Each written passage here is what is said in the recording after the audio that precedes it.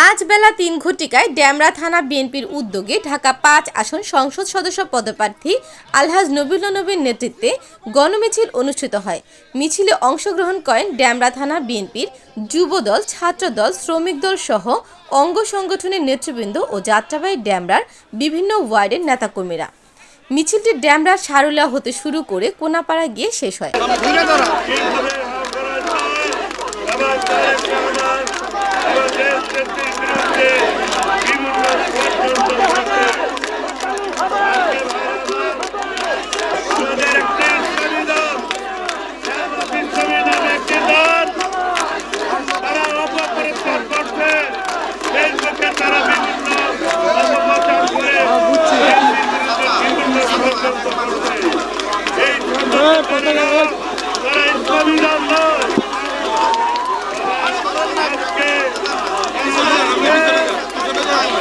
তাদেরকে ভোট দিলে নাকি জান্নাতের দিকে যাওয়া